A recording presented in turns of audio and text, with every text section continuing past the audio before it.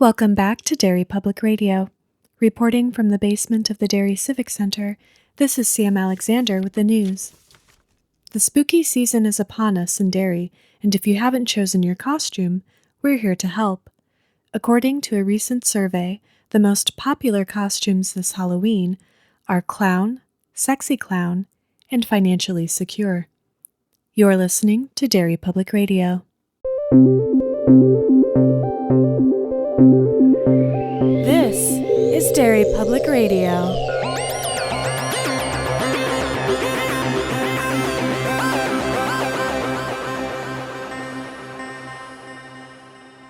Welcome back to Derry Public Radio, a bi-weekly Stephen King Book Club podcast.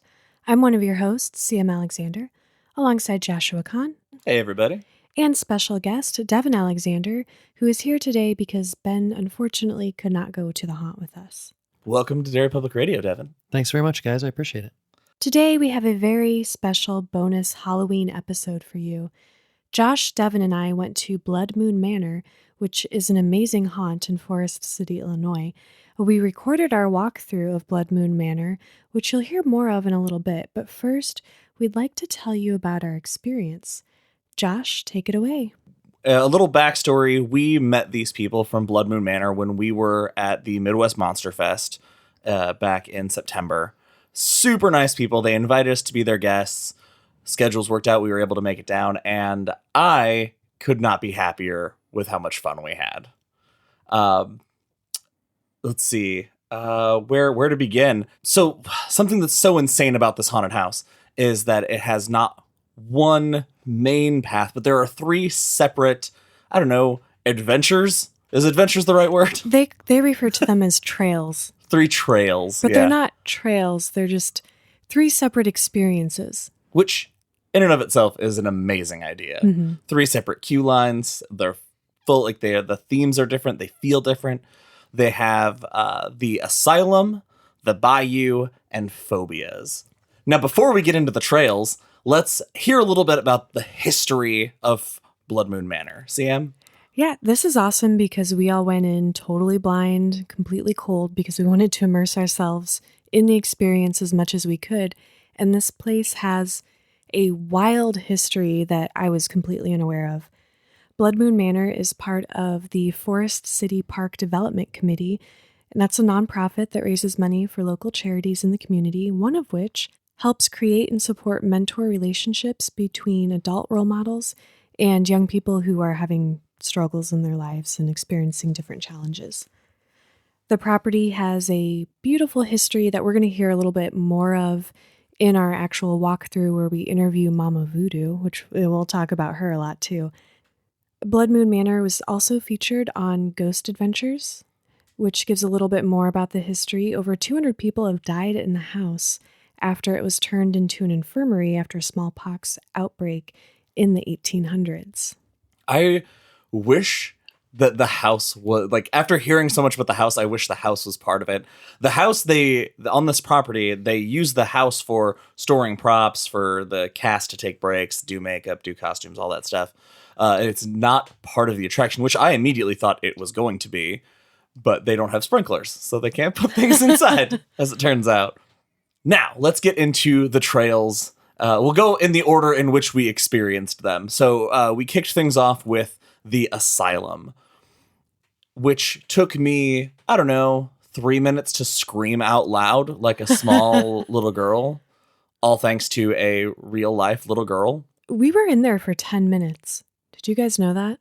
Really? Yeah, it was 10 minutes. It felt like a half an hour. It did. That was in the best possible way. It felt like we were in that area for a half an hour. I was really impressed right off the bat because they take their time with you. They're not rushing you through trying to get the next group. You don't feel like they're rushing you as they're kind of guiding you. And I don't know how many people were working that attraction, but they get around like spooky. We kept seeing the same terrifying clown over and over again. Yeah, it was like I could not tell how he was following us, but he would just show up periodically, and it was fucking great. We got our photo taken with Demon Santa, and that was fun. So you probably have seen that on our Facebook. What was, Devin, I'm going to throw to you first. Devin, what was your favorite thing in the asylum? Well, I mean, obviously, like for certain, my favorite part of the asylum was the the freezer room, I think they called it, where it was a completely fog-filled room with the slowest possible strobe light going, where it was just enough that your eyes would sort of adjust back to darkness before it flashed again. And that wasn't even like a jump scare thing. It was just this completely disorienting feeling. Like as I'm behind the two of you and we're all kind of trying to go through this, I couldn't see CM 4 feet in front of me, 3 feet in front of me, because the fog was so thick and the flashing was so disorienting. But my favorite feeling of the asylum was the Christmas beginning. Yeah. The Christmas beginning, I was like, oh, this is, because I'm a huge fan of Christmas horror. And when they started with the Christmas horror, I was like, oh, these people get it. They get it. This is great. But my spookiest sensation, my most disorienting and terrifying sensation was that fog room. We did like a full 360 circle in there. Yeah. Got completely lost. And they even said, you're going in a circle. Like, oh, well, all right. Because there's an actor in that room who, like, I'm walking around trying to find the exit, and he was just popping up. He's on my left on one moment, he's on my right on the other, and I could not tell where he was coming from, but he knew exactly where we were. And it felt like that room was massive, but it had to have been very small. Devin, did you see the bit that started the freezer room? Did you catch that? Was that the thing that said, do not press this button? Yeah. No, do not flip this switch. Do not flip the switch. A clown that had been following us for a while. Yeah. There's a sign that says, do not flip this switch. And he stood in front of me, made direct eye contact, and just slowly reached over. And I was like, no, it says don't do it. It says don't do that. And he grabs it and just flipped it a bunch of times and then opened the door and ran in. Their ability to I mean, obviously it's because that's their jobs, but like his ability to be totally straight and cool and keep in character and all that stuff while the light was flashing so insanely, it was like, yeah, you probably have to get some experience. You have to have some practice being in that space like that. I should also point out that there are no animatronics at this particular haunted house. Everything is practical effects, lighting and smoke, and actors doing all of this stuff. It's so intense. It's so crazy. I found that particularly refreshing. Yes. There were no false, like all the jump scares were earned and performed by actual people. I feel better giving my terror to a person who's performing and not to an animatronic. Not that there's anything wrong with animatronics. I can walk away from an animatronic, but I cannot escape a real person. And I couldn't all night. No, could not escape them all night. CM, what was your favorite things in the asylum? I also really liked the freezer room, but one thing that happened, this is disorienting. I don't know if it was even before or after that, but we ran into a young girl named either Twinkle or Cuddles. It was Twinkle. Cuddles was the clown. Yeah, a deceivingly kind-sounding nickname. And she was leading us somewhere, and she moved scary rapid, like a horror movie. Then she got her neck snapped by a wrestler. Yeah, that was Cuddles. Yeah, it was, I didn't expect that, just the way he did it, and she played it so awesome. Yeah, she did. She dropped to the floor like a ton of bricks and just laid there. Right after the area that I picked as my favorite was the Hell's Gateway. So just going into that, there's like a rafter where there's a guy standing up there and he tells you to come in, and there's a bunch of tires that have letters on them, and you spin it to decide your fate. And so this girl spun our wheel and it landed on die. It landed on pie. It says pie. We did not get pie. I maintain that was a P, not a D. It said pie. We should have walked away with pie. But they said it was die, and that's what led us into that area where we found that girl. And yeah, that was straight out of a horror movie. Like, she's calling out to us, and we go, and she's suddenly all the way at the end of every hall we made it to. It was so intense. It was so crazy. I just want to add one more thing about this particular attraction. It was our first, so I didn't expect this. You know, normally you go through a haunted house and you are on solid ground. There's not a lot of of foot action or feels. Everything that's disorienting that happens to you is sort of like from the chest up. And I could not keep my balance or my sense of where I was in this place. Devin mentioned earlier that he couldn't see me and I was 4 feet in front of him. I was hanging on to the back of Josh's hood, accidentally choking him. No idea what I was doing. And I couldn't see him. I could only feel his hood. And I don't want to give it away because you guys should just please check this place out.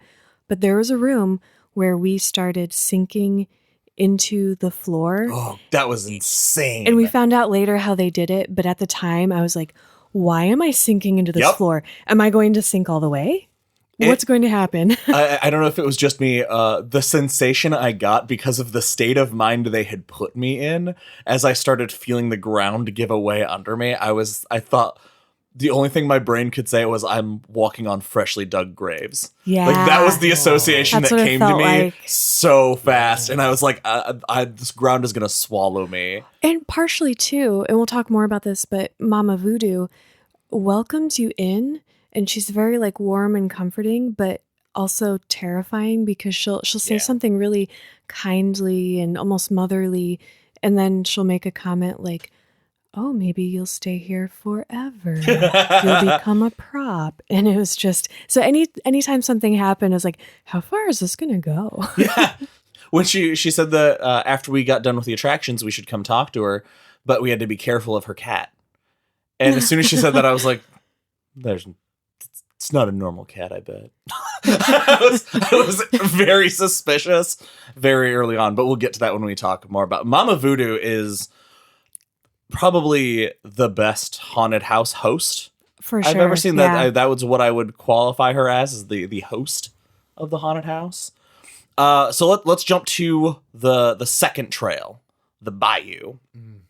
Now, we're going to circle back to something, but the bayou, we waited in line the longest for the bayou. And because of the atmosphere they have in this place, I want to hear your guys' take on it, because I did not mind a single second I was waiting in line. How about you guys? Agreed. They had really good attention to the people that were just standing in line. So the people that are going through the haunts are getting their deal, but they were also very conscious of keeping the people that are waiting entertained, engaged, keeping the atmosphere spooky and like fun Halloween vibes the whole time. And that's partially. Do you want to talk about JoJo? Oh yeah, we can talk about JoJo. Partially because JoJo, and who was the other gentleman? Michael Myers. No, there's a And third. Stabby. And Stabby. Stabby the clown. They were doing a really good job going around and giving people a little bit of a jump scare. But really good-naturedly, so that it was fun to wait in line, and you weren't just standing there. I don't know. It was just very considerate and an attention to a detail that maybe you don't always think about. Well, usually the line walkers in some of the haunts that I've been to, which are, we have some fantastic haunts around here too. So the bar was high. But their line walkers don't just, give you that really cool first scare and then leave you alone and go do other things. And maybe they'll pop back out at you again. They really worked the crowd. They kind of went back and forth from, being like the hype people and talking to the people in line and getting us to cheer and yell and scream. And then my favorite part was Michael Myers and the porta potties, which that was amazing. Right by the line we were at. But this guy who did not break character ever. It was beautiful all night. There were teenage girls, so freaking perfect, who were grouping themselves into the porta potties. And I understand why now, because safety in numbers. And he would just come up and he would punch the crap out of the door. And you could hear people having a moment in there. Like you're thinking, are they okay? I did hear the one girl talk about how upset she was because she was trying to hover and she got scared onto the toilet. Oh God. Yeah. The Michael Myers guy was fantastic. My favorite thing with him though was, another great thing, like they were all very engaging. So no matter where we were running to them in line, we could just like make jokes and like they stayed in character and they were doing all this stuff. But he was harassing people next to us. And I said something to the effect of, somebody called Jamie Lee Curtis. And he stopped and just pivot turned directly at me and then was on my ass. Like I had no room to move or breathe without him directly behind me or near me for a while. And he did a really good deep breathing. Yeah. There was one point where he was standing next to me, breathing down my neck. And actually, you guys can hear this because I had binary recording of the whole thing, and it was so cool. That guy did an amazing job.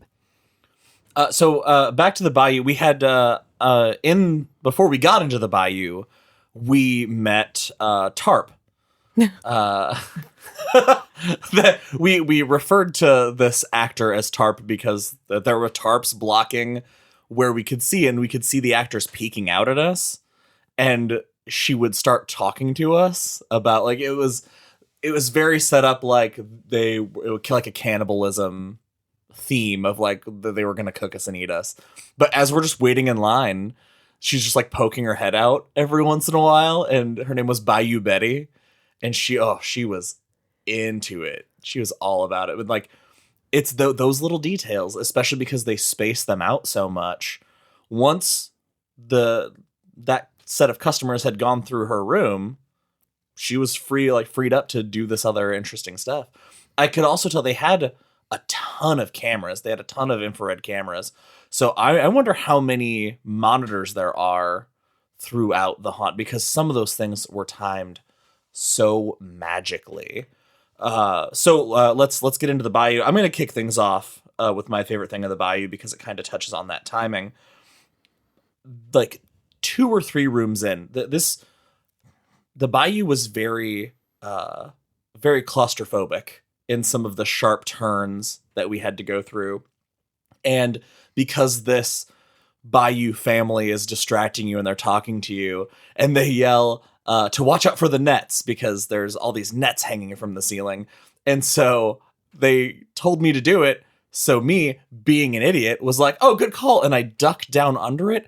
The second I get down under it, a man with a chainsaw comes tearing around the corner right in my face. And I screamed so loud. CM, what was your favorite takeaway from the Bayou? So I don't know if I would call this my favorite. It was my most disturbing, for sure. Josh made me go first. in this section, which was terrible timing. It was like the most terrifying part. And I'm walking and I'm going towards what looks like a big tunnel. It was, the lighting was perfect. You could just almost tell what was going on, but not quite. It kept that disorientation up the whole time.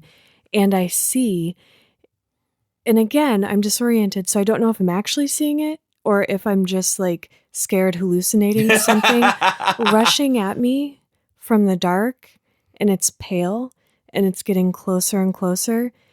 And I really, truly, for a recording, I just wanted to stick with it and see what was happening and live in that moment. And instead, I buried my face in my hands and screamed. and then I just refused to move. And I think you guys had to go in front of me. Yes, yeah, we had to take the lead from you there. It was awesome, though. It was really well done. Oh. Devin, what was your favorite thing in the Bayou? I really like Bayou Betty just talking to us as we came through the beginning. That was pretty good. That one didn't strike me as being because it was sort of uniformly dark to me.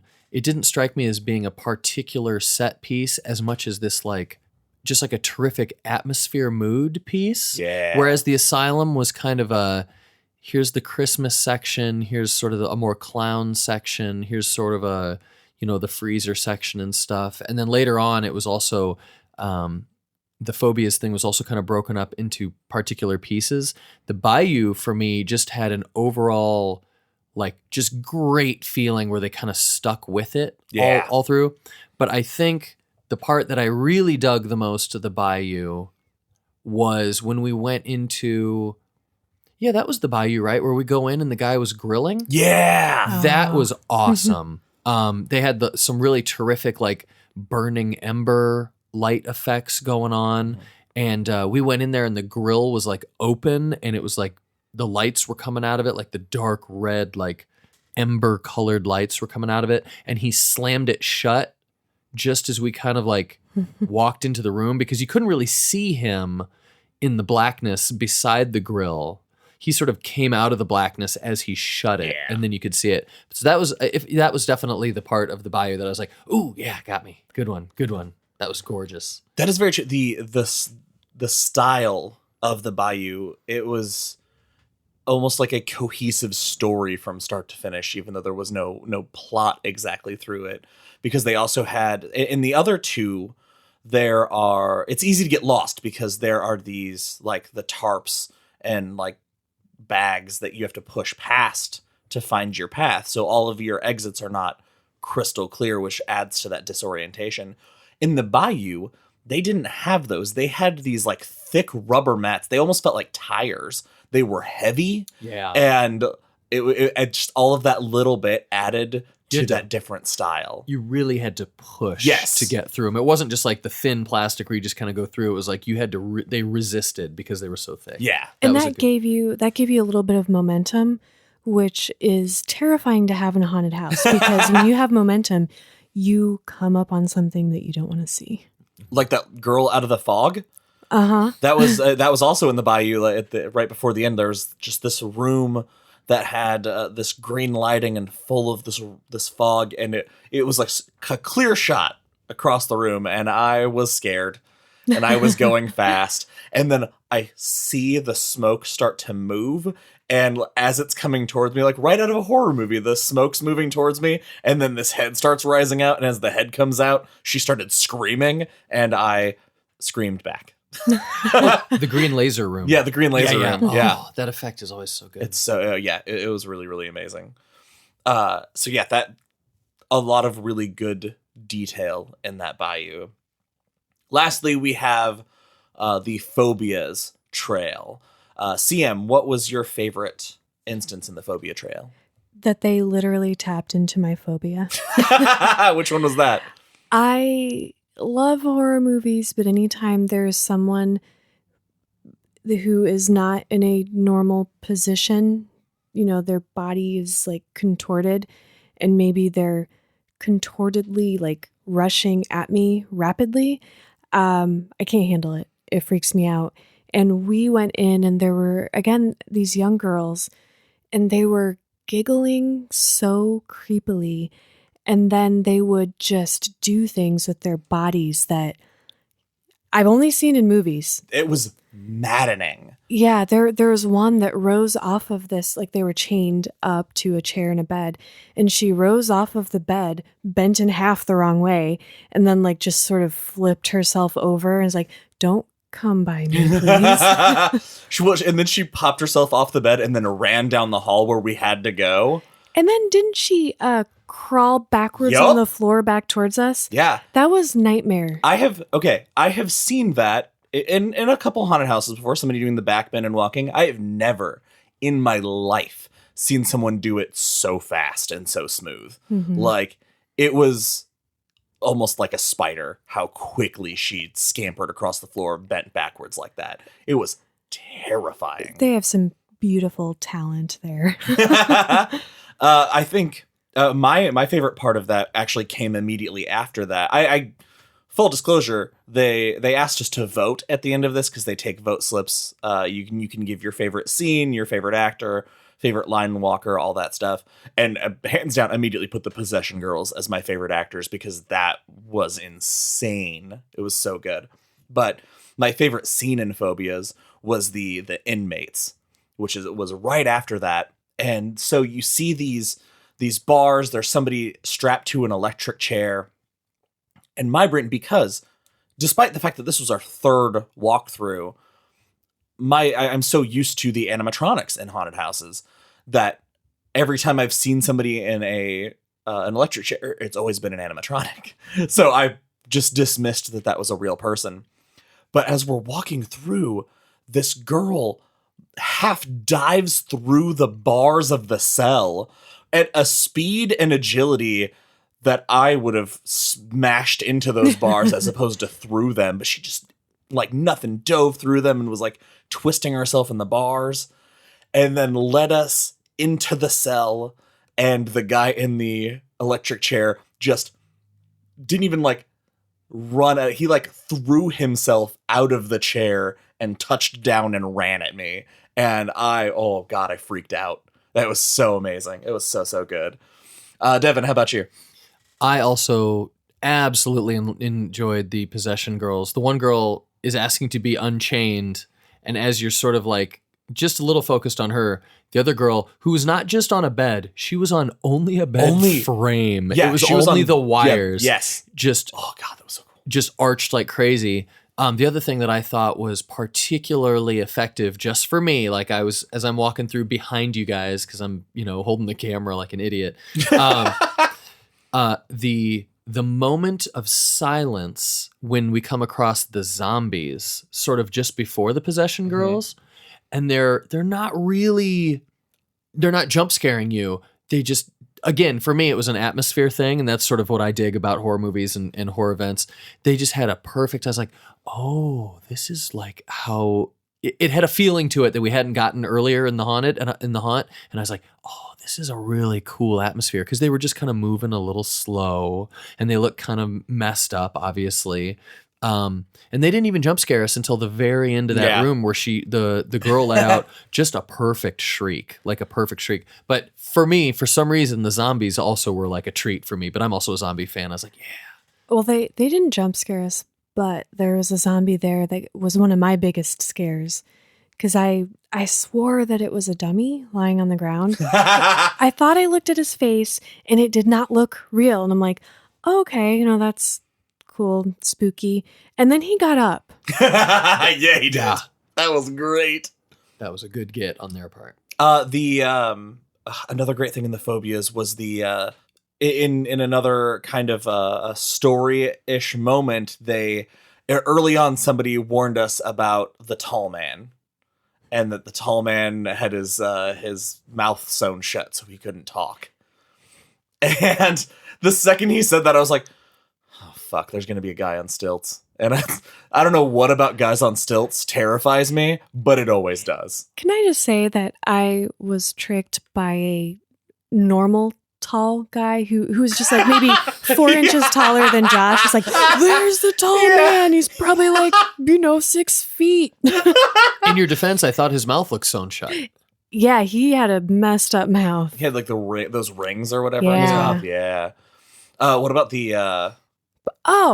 Potato face? Potato face, yeah. That is not what he was. That was phobias. Yeah, that was phobias. Oh, okay, I totally forgot that was phobias. He was great. He was so good. He had a good, like that was one of the few times aside from Momma Voodoo and JoJo where it wasn't like shrieky stuff. He just talked a great, a micro horror story. Yeah, tiny little micro horror story, and that room with the blacklit spider webs was stunning. It was so simple, but so stunning. And his mask was really cool, even though it was fabric. It was cool. Yeah, it was one of those things that you see in your brain is like, that's not what things look like.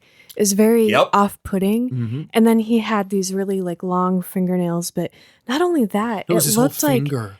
Yeah, it looked like there was something moss or something gross growing on them. Yeah. And so I'm right behind Josh and Devin is behind me, and he comes up and he's putting his hand towards me, and I'm like, I don't want whatever's on his fingers to touch my face. And he caresses my face and he's talking about how I look tender and juicy and I'd make a good goulash. Yeah. And I tried to convince him that I am tough and disgusting, and he was not giving it up.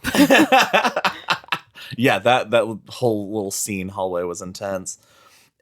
And the design of phobias at the very end. At the very end, we got our tall man who had a scarecrow mask on and scared me into running out of the room. But as you get out of that one, another thing they all did their own uniquely different things. And one of the unique things that this one did, the exit when you go back to the main area where like they have a concession stand, they've got souvenirs, they've got all this stuff that we'll get into next. But we're walking out and I'm like, guys, we're safe. We're totally safe. We're out of it now. And CM's like, no, we're not safe. Don't say we're safe. That's how they get you. I'm like, no, we're totally safe. And I was seriously getting ready to say like the tempting fate of like, God himself couldn't get us now. And then a sea of actors on the other side of those tarps started smacking him and shaking, scared the hell out of me. It was amazing the way they played with silence too. Yes. That anytime, so you'd be really terrified and then there would just be calm. You know, it's a calm before the storm. And so that is almost even scarier because it builds up that anticipation of what in the world are they going to throw at me next? So every time it got quiet or calm or Josh was like, oh, okay, I think we're out of this. It was just a nightmare. I only said it because I was begging to be out of it. I love haunted houses. I worked in a haunted house for a long time and I love performing in haunted houses.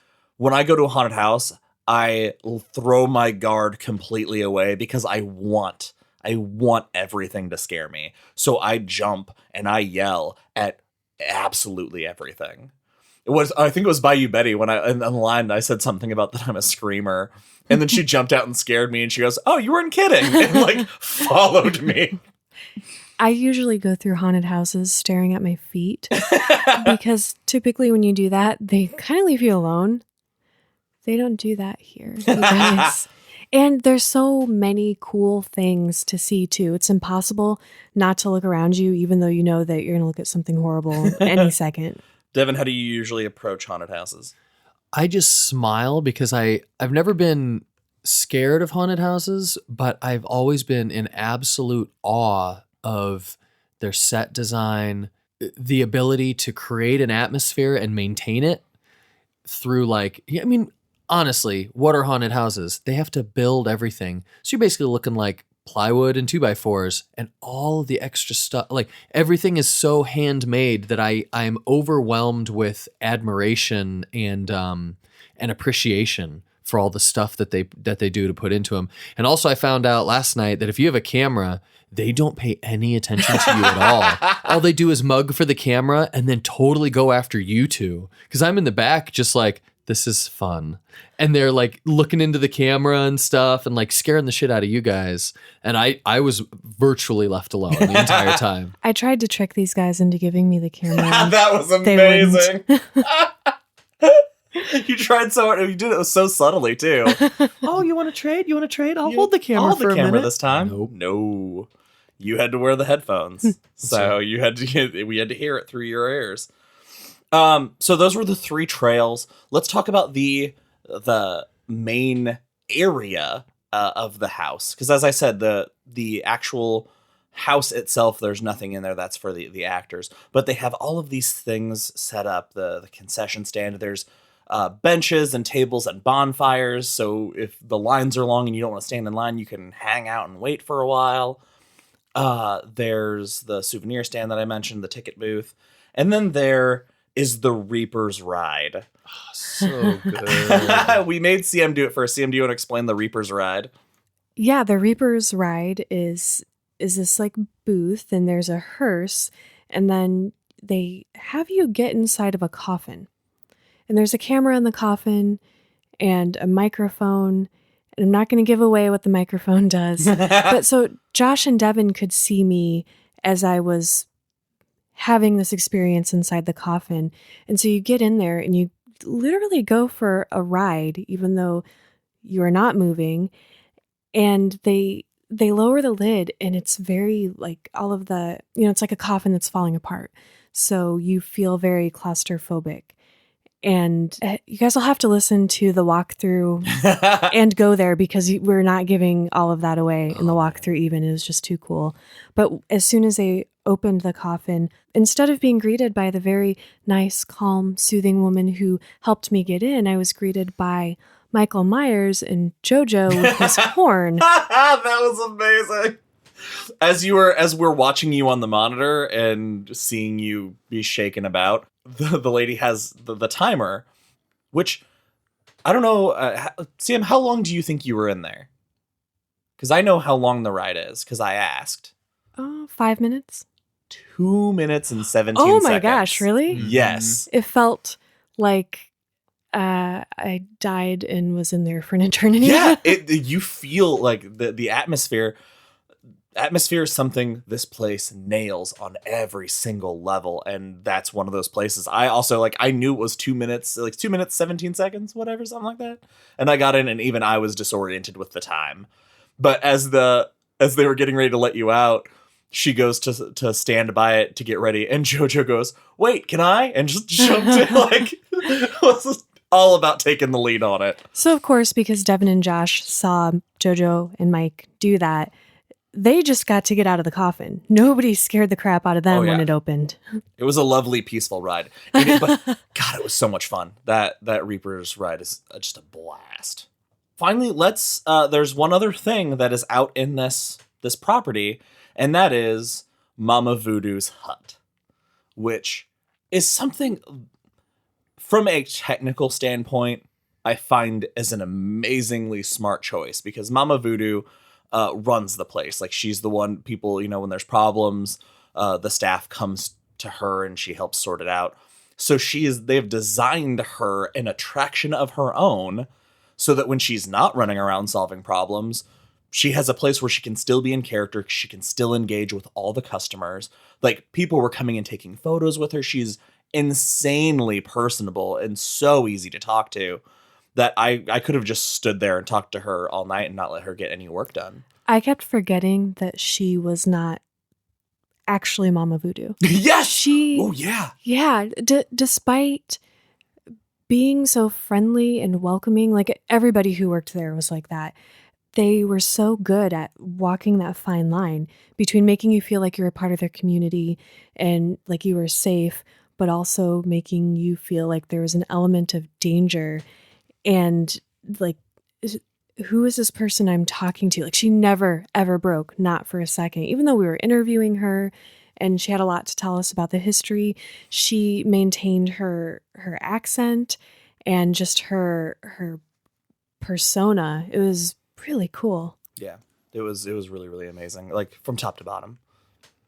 She helped a kid find his mom. That was so nuts. In the middle of our interview, just this small child who is unattended comes walking by, and she turns around and sees him, and she leans down and he goes, "Do you know where my mom is?" And she goes, "No, but I can help you find her if you want." And he's like, "Yes, please." And she just takes him by the hand, and she finished answering the question that we'd asked her, and then was like, "All right, let's go." And just took this kid and walked the line and found his mom. And that kind of speaks to the community too, because that we traveled 2 hours, a little over 2 hours to get there, and we were not the furthest travelers. Like, they've had people from different countries come to their haunt, but you could tell a lot of the people were regulars, whether they lived in town or they lived, nearby enough to drive there, and they came every year. So there are so many kids, and when they weren't screaming in terror, they were having the best time. Everybody, It looked, when we first got there, it was like going to your best friend's Halloween party. Yes. That is when we first, it's deceptive at the start of it, because the outside of this house, it looks so set up with that kind of atmosphere. But man, once you get into it, you can see how much detail and how much work they've built this whole thing out. It's outstanding. All right, I think that that wraps up everything that we wanted to say about Blood Moon Manor. So let's go around the table, and our last thing of, would you recommend people go to this haunt, and any final thoughts? So Devin, we're going to start with you. Oh, absolutely. That's some of the most fun that I've had at a haunt in 5 years. The atmosphere was perfect, like I said, and that's everything to me. For maximum October fall season Halloween vibes, it checked all the boxes for me. So absolutely go check it out. Awesome. CM? I too would highly, highly recommend going here. I hope we go back. Like, I would love to make this a tradition and go every year. It was so much fun. And like I said earlier, they walk that line so perfectly of making you feel safe and welcome and like you are a part of things, also while feeling scared the whole time. And they pull it off absolutely perfect. I have no single complaint or, oh, this was really great, but no, it was amazing. I fully agree. I would highly recommend this haunt. I think something you said made something make sense in my head, CM. I left that haunt without a single but. Like, there's so often that you like, oh, that was neat, but that there's this thing. No, on our drive home, we spent so long of that 2 hours still talking about the cool things we saw and how detailed and how passionate it was. How it just, that atmosphere is rock solid. And I 100% want to go back next year because they change it up. They're very dedicated to changing it up, and I cannot wait to see what next year has in store. So if you would like to visit Blood Moon Manor, we'll be sharing all of that information on our social media. We have some very cool recordings coming up for you next. We have an interview with Momma Voodoo and snippets of our binaural recordings of the trails. So stay tuned. Hey everyone, before we begin, I wanted to let you know that you should listen to this next part with your headphones in. The binaural recording is going to make it sound like you were inside my head while I was walking through the haunted house. So it's much more effective if you're listening on headphones. Also, probably much more loud and scary, so please prepare yourself for that. I'd also highly recommend that you listen to this alone in the dark. We hope you enjoy. All right. So since you've been here, has this always been a choose your own adventure style of haunted house, all the different paths? Always, and we change, like I said, everything every year. Yeah. We change everything behind the walls to try to bring something new and exciting, and we will always remain that old-fashioned, in-your-face haunted house. So we let our customers choose where they want to start their journey to see if they'll begin and end and stay on our property for good. That's fantastic. We're always looking for more props, I feel like we're never going to leave. We're never. This is why it's back here. So you can call this home if you like. What are some of the other themes you've had as opposed to this year? One year we had the Crazy Cage, where we actually had a young lady that was, we built her a stand up in the trees. And she had metal up there and a grinder. And so when you went through, she started laughing maniacally. And then she actually would hit the grinder and sparks would shower out all over everyone. That's amazing. And it was like carnival barkers were in there. Yeah. Then we've had the Chainsaw Brothers that have been in there before. And that's where you're actually trapped in a maze. And you're stuck with the two chainsaw maniacs. We've had, in this particular section, 3D, where you have to go through with 3D glasses on, and everything pops. It's a lot of work, but we love it. Where do you guys come up with these ideas? We just are a unique group of individuals that come together. But we've had lots of different themes here. We've done everything from the classical movies like The Mummy, where we've had Egyptian sections, you name it, it's everything. We've done from, like I said, movie classics to our own creations. We had Silent Hill nurses come at you. So, and everybody that works here brings a little bit of their own talent to the table. So we've been very fortunate with that. And then, of course, our entities here throughout the summer, they still check in with us on occasion.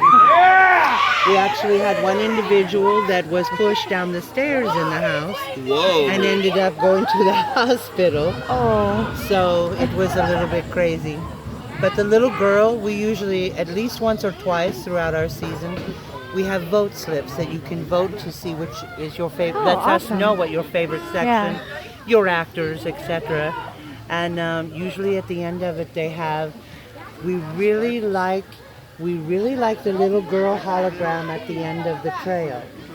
we don't use holograms at the end of our tour. So she does come out to play every once in a while. We know that her name is Sarah, and we know that she is the granddaughter of Joel Barnes that once lived here. She actually died of consumption on this property, what now is known as tuberculosis. So she plays ball with us on occasion. We have an old-fashioned child's ball, wooden ball, and we'll put it on one level of the house and she'll move it to another level.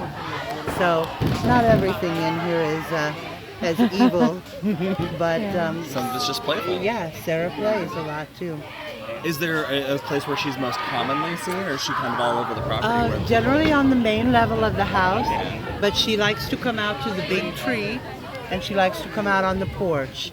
And we've had several psychics and mediums here, and they all very much prominently see who we believe to be Joel Barnes. So he's a unique character. Who is he? Joel Barnes was an infantryman here for Illinois between the years of 1862 and 1864. And he was injured when he was in the war. So one of the things that occurred was they had to send him back home. And his wife, Mary, could not take care of him the way that he needed to be taken care of. He was quite mad by the end of his time. And he actually died here on this property. One of his daughters and her husband and their 2 children, one of them being Sarah, the little girl, actually lived on this property and stayed here to take care of him, and then he passed away here. So this history of the house is quite unique. It went all the way over to that side, it went back into the field, it went across over here, and all the way to the railroad tracks. And over the years, sections of the property were sold off. We've had everything on this land from a manufacturing company, a livery stable that caught fire, which was behind the property, the lumber company, and then eventually it just became a private residence. And at one point in time, a lady by the name of Florence Hovey purchased this property for $1.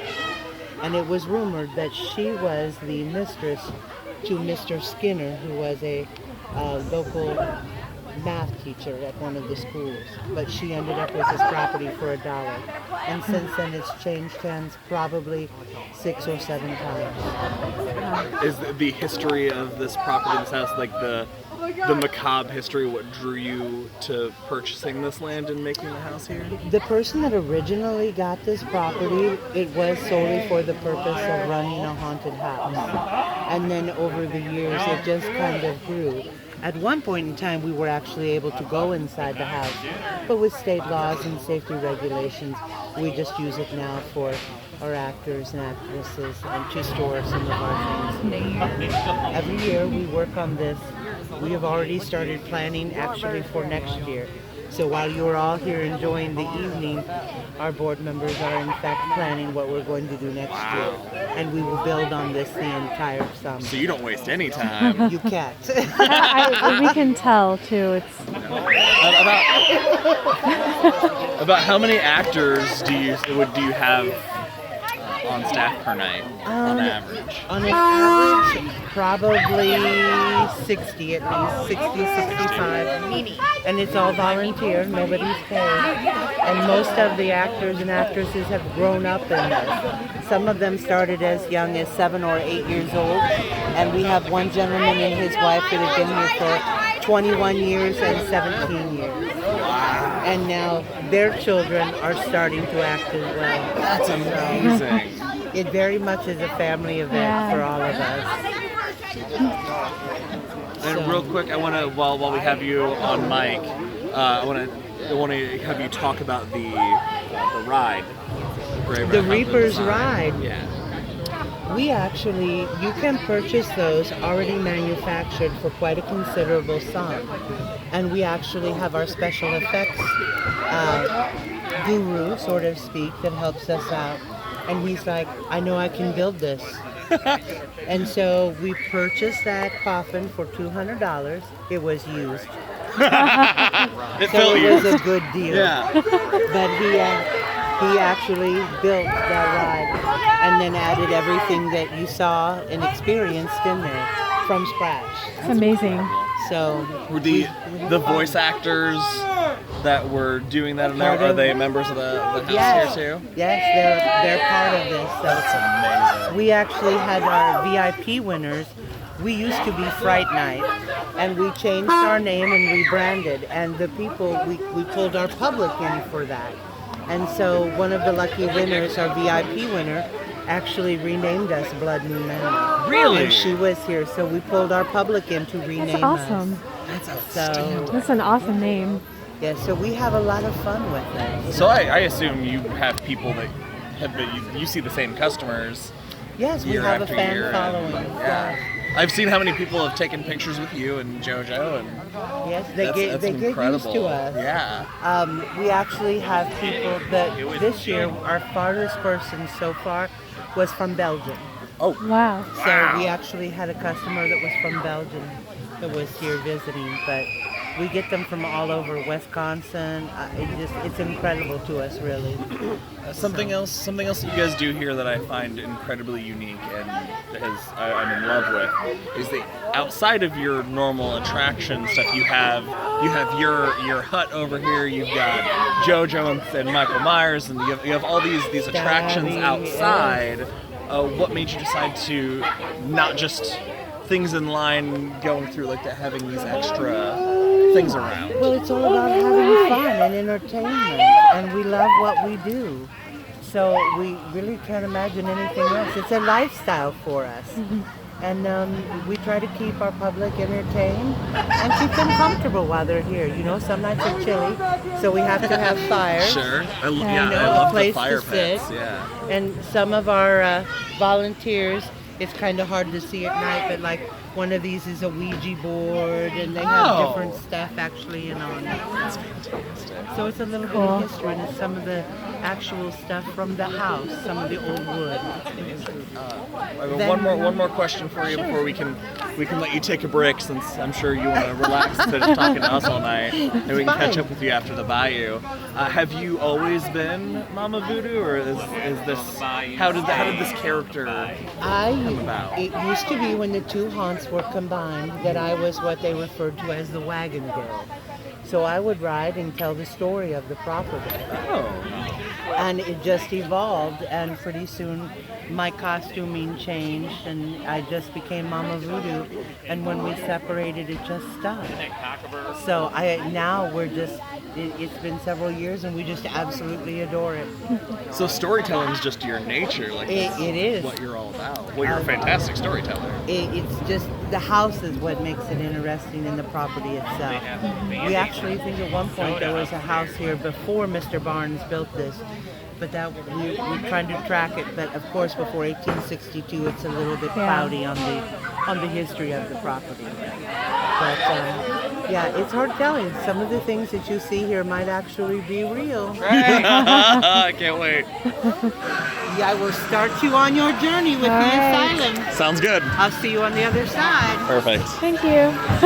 Thank you, Mama. If you make it. Oh no! Have fun. Oh God! Oh, now I'm nervous. Okay, we are walking into the asylum. Oh. It is Christmas in here, which I'm sure is not going to be terrifying and creepy. This is awesome. Why am I going first? Because so you don't look at the ground. Ugh.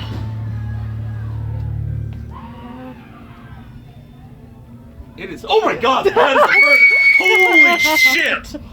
Oh my God! Oh God! Oh, I thought it was a fake person, and it's a real person. It's a small person. It's a small child. Oh God! Who's been naughty and who's been nice? I've been very nice. Oh, that's what they all say. You wouldn't I believe. know the Oh, naughty God. ones when I see them. Are we taking our photos with Santa this year, kids? Yes. Yes. You sit where Santa tells you. Oh yeah, right. Your hair smelled a lot better when you was asleep, I'm just saying. Merry Xmas, kids!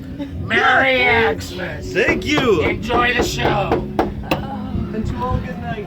What the fuck? I successfully tricked Josh into going first. by being By not knowing confused where you're about going. where it's Oh. supposed to go. Oh, I don't Oh, like. I yeah. don't like this. There are a lot of places for people It's a to very narrow chute. grab you here. Oh, Oh God! Hi! Come on, right this way, Mom!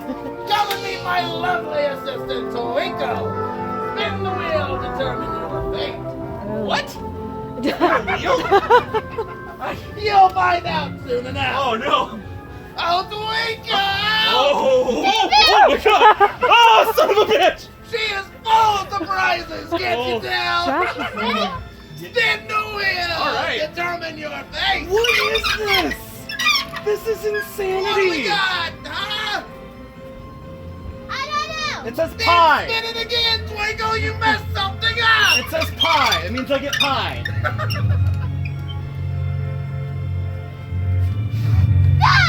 Hey! Wow! Come on! Josh! Gets to play with you I guys! was so close to pie! Right this way! Come Wait, meet my we get a prize separate tester. spin, right? Right around the corner!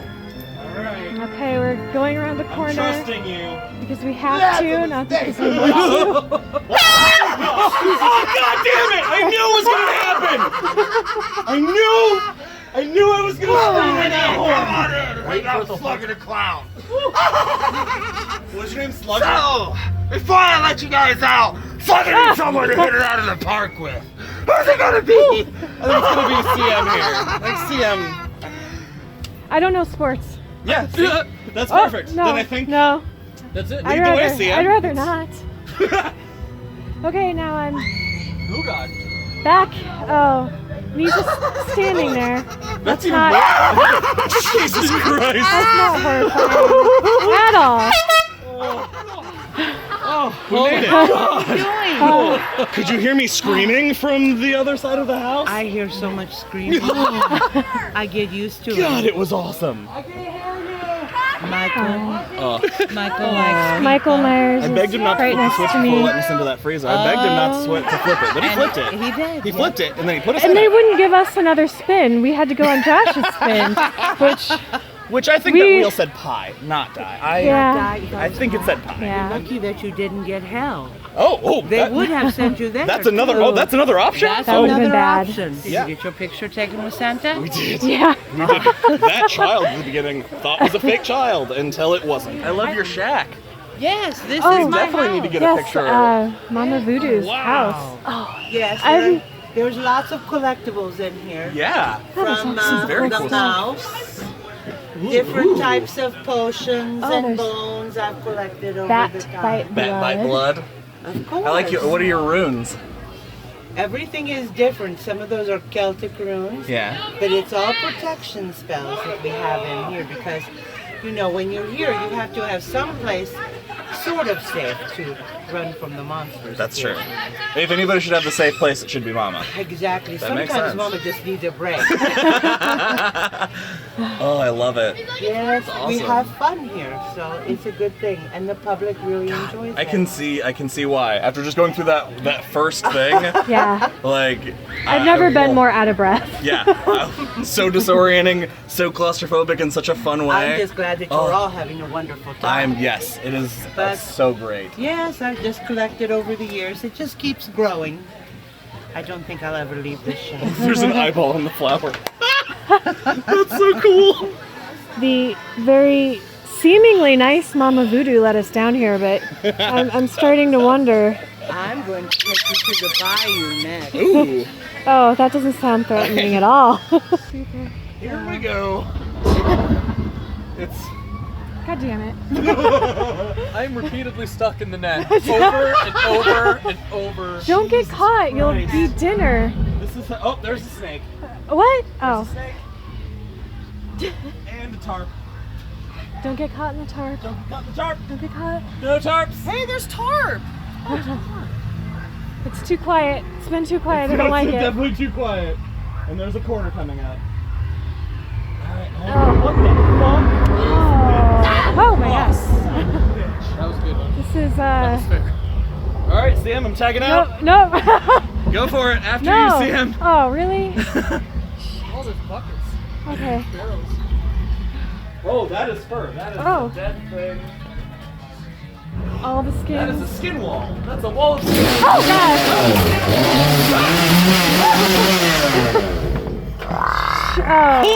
Oh! I don't know what that sound was, but it was awesome. Thank you for playing peekaboo with me. Do you think the door really is over here? I don't know. Is this a trick? Anymore. I hope the door's not over here. She's lying to us. Nope, the door's Oh. over here. God.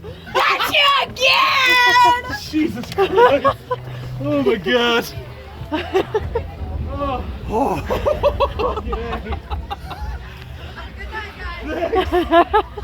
Thank you. Whoa. There she is. Take you down over to phobias. Yes, this is down here. You guys have been through the asylum. And you guys are ready. Oh, All right. okay, let's do it. No. No. No. Oh, that's not good. Oh God. Oh no. What is this? There's Please giggling. get me out of these chains now! Please! Oh! Oh! Oh my God! That was insane! Is your spine This okay? is the thing I actually am terrified of, Are Josh. you legit scared? Oh my God. Oh, that laugh is maniacal. They're coming! Do you want to stay? No, I'm good. I'm gonna move on. Oh. Oh my God, you were terrifying. Jesus. God. So we just passed through my phobia. What's your phobia? Human beings. Oh my God! Oh! Oh, what wow. the hell? We're still in my phobia. Holy shit! Keep moving, man. That's the wrong way! Oh, that's the wrong way. I gotta look at this one. Jesus Christ! That was amazing. Oh, jeez. Oh. Hi. Hello. Oh. Nope. It sounds very peaceful. That means I don't like that's how they that. get you. That means Yeah. everything's fine. No. Everything's fine. Don't here. say that. Oh my You're- God! Ah! God! You're not supposed to say that. Oh, Jesus Christ! Oh, that must be the tall man. God. Okay, thank you. Oh God, So. that is insanity. Whew. All right, we made it. Well, don't say that. You're never supposed to say that. Woo. No. We're safe. Nope. Don't say we're safe.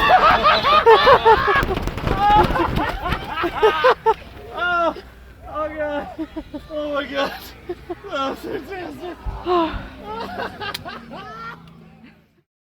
That's it for this episode of Derry Public Radio. As always, thank you for listening. If you'd like to hear more of the binaural recording, please check out our bonus episode on our Patreon page. We hope you enjoyed our Halloween special. For Joshua Kahn and Devin Alexander, I'm CM Alexander, wishing you a spooky and fantastic Halloween.